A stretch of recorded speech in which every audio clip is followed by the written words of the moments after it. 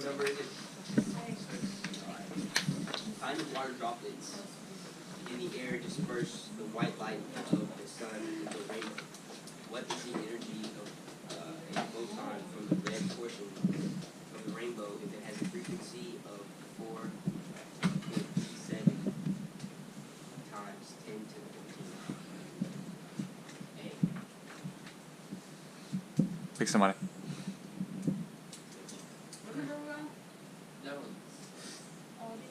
Calculate the energy of radiation, Earth's radiation energy of wavelength 419, and the value of Planck's constant is 6.622 x 10 to the 34 I put D. Very good. And number 8. Now I will post this quiz today on Google Classroom.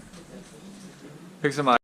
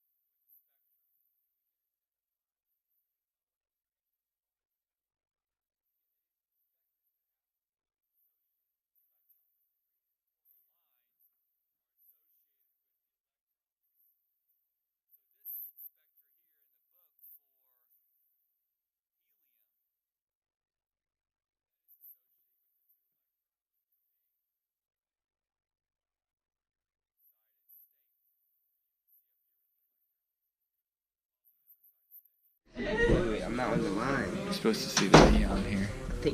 I mean, Alright, let's see that. I saw like a lot of them before, but And initially, scientists hypothesized that they would see the full spectra. What does that mean? Well, if Sydney's shirt is red, right? What does that mean?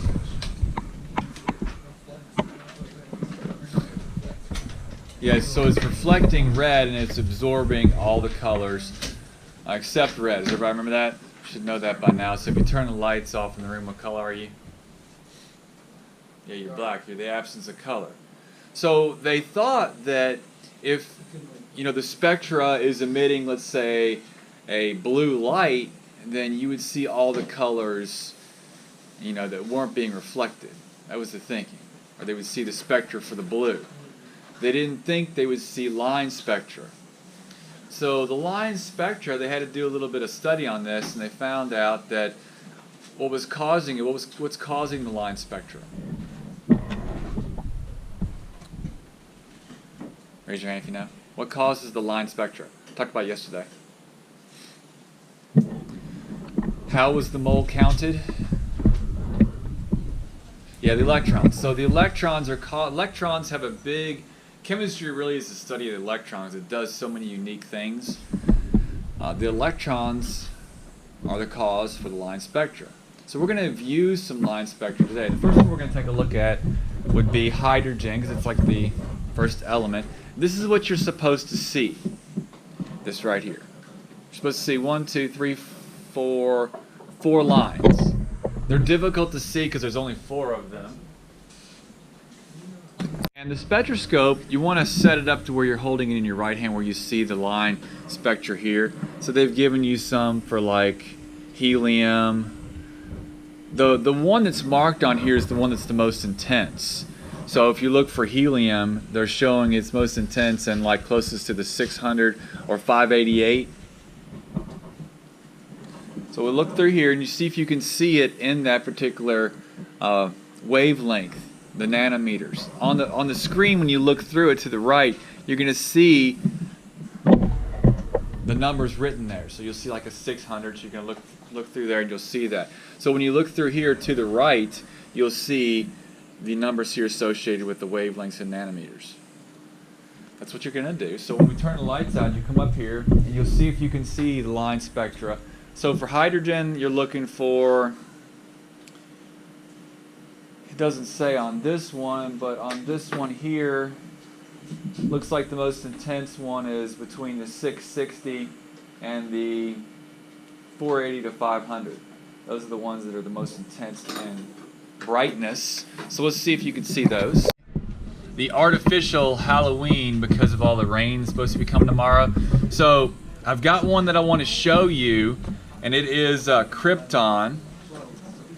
Now the Krypton one is not labeled, so I'm going to show you what it looks like, and you've got to go from your memory. When you see it up here, you're going to say what?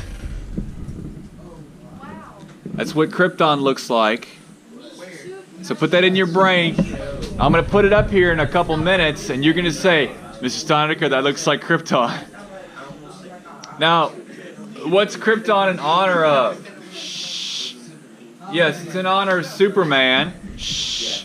Superman, because we're on artificial Halloween day, because all the little trick-or-treaters are supposed to be coming tonight. So if you're not aware of that, just be aware they're going to be ringing your doorbell looking for candy. Okay, so can you see the Krypton? You know what? Similarities. Redness in the center.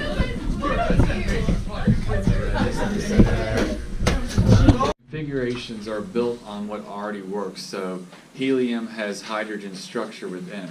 So we're going to continue just going along the line of the elements, and then when we get to the one that's been scrambled on this table, you can just place it in the correct group. Alright, so remember yesterday we did hydrogen.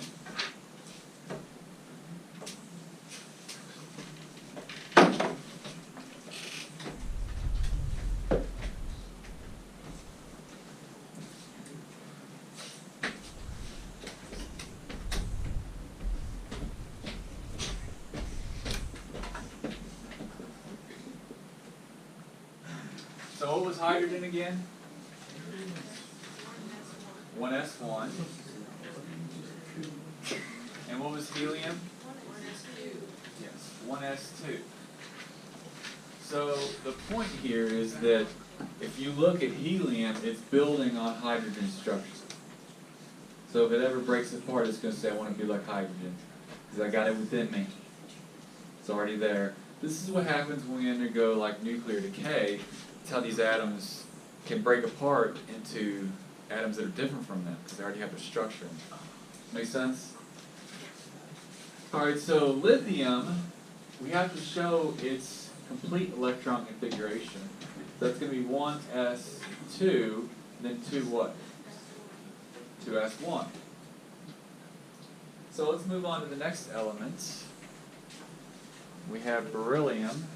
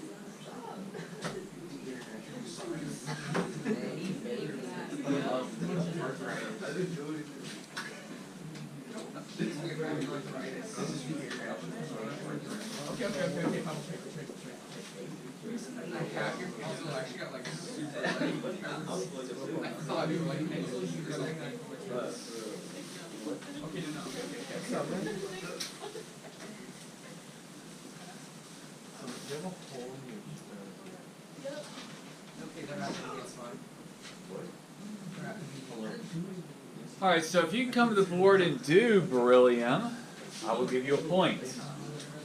Anybody? Anybody come to the board and do beryllium? Points. Okay, so continuing on with lithium, 1s2, 2s2. So inside of beryllium, you're going to see lithium. Because you already, in order to have a 2, you have to have a 1. Now you could write it like this if you're really kind of weird. If you want to do a lot of work. You could write it like that, but most science teachers, people are going to be like, that's writing too much. Science people want to do as little as possible and get the most return. So they're going to be like, stop writing all this excess work, people. That's what they'll say.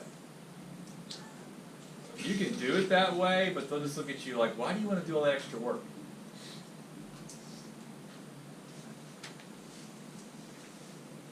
Just saying. Maybe because you like the work. You say, because I like the work. Do it my way. Okay, do it your way. We'll do it the shortcut way because it's just faster. Remember the ACT is time, so if you're doing all this extra work, we're not going to work out for you. Just saying. Alright, can anybody do boron?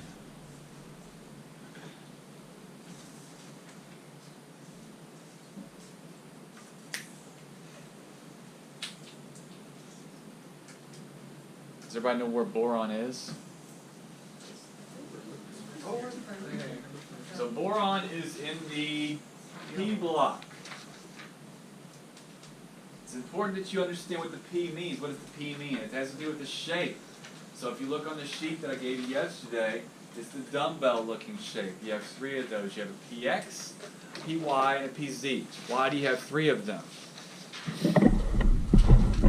Because 3 dimensions. There are 3 dimensions. The X, the Y, and the Z. What's the 4th dimension? It's not just time, it's the change of volume over time. So you're using 4 units. You're using volume and time, or you're using more than 3 units. So we got X, Y, and Z. Does everybody see that? So this is going to be 1s2, 2s2, because boron's like, look, I got some beryllium with them. You don't like it tough. And then you're going to have a 2p1. So you could say 2p1 really designates boron. You could just say 2p1. See how this is different? The last one is different, which really designates the substance that you're working with. Why do we care about it? Because we need to know where the electron is. The last electron is the one that tends to move the most. And that determines what? So that's the B. Behavior. Chemistry is really the study of behavior.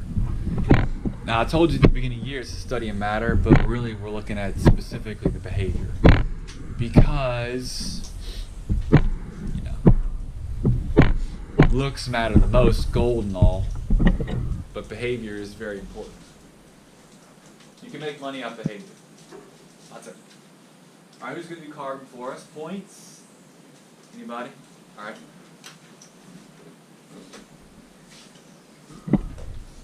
The most important thing I want you to remember about electron configuration is what? It's the most important thing I want you to remember about electron configurations.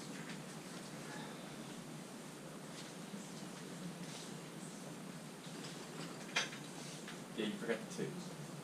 Don't forget the period that it's on. What's the most important thing I want you to remember about electron configuration? There's a note yesterday on the board. Write down these notes. We build on what already works. So write it down. Electron configuration is all about we build on what already works. Okay, so the most important thing about electron configuration is, yes, we build on what already works. So hydrogen said, hey, I'm working. And helium said, well, I'm working with you. I'm building on what works. Color is Malachi, sure. So it's red. Now, what does that mean that it's red?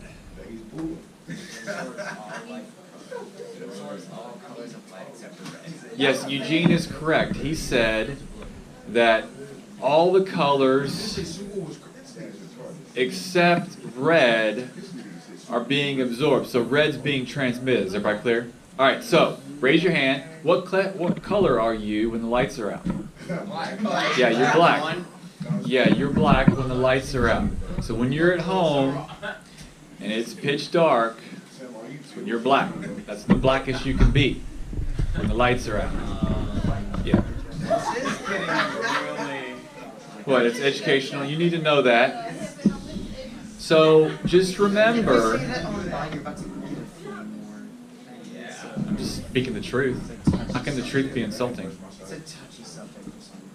No, when there's no light, you are black. Okay? Because light is what gives things color. If you're blind, obviously, what colors do you see? You don't see any colors because you're blind. Alright, so with that said, the scientists initially thought that the colors that are coming from the excited state would be similar to what we're talking about here, the full spectrum of the color, not the line. So this is something associated with what was causing the line spectra. We read about yesterday. Starts with the E. Used to count the mole. Yeah, the electron. So we use the electron to count the mole. Chemistry really is the study of electrons. Now I know we talked earlier it's about matter, but really it's about the electrons, because what are the electrons associated with? With the behavior. Behavior. So there's a lot happening with behavior in chemistry. Everything from non-living to living things. What's the behavior? You've got to be really careful about behaviors because people can get hurt. Is everybody clear? Now, each element has a specific line spectra. So we're going to start up here with hydrogen. So you can see this is what you're going to look for. So I'm going to put the hydrogen gas in this excited state, and you're going to look in the spectra and try to see these lines right here. Light with a wavelength of 400 mm is violet. Calculate the energy in volts of a violet light photon. C 4.97 E 19.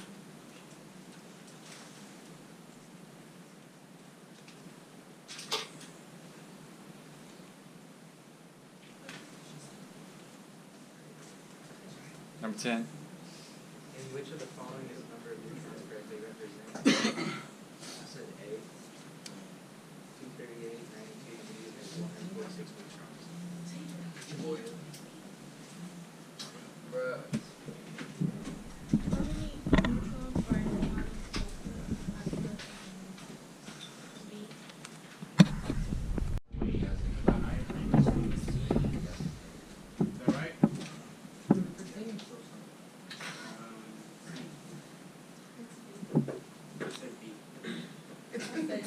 It's D.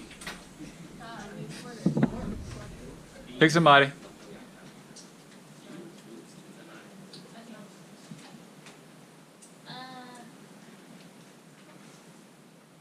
start down close away to the highest atom. Let's see. D. D is correct. I think 2 million.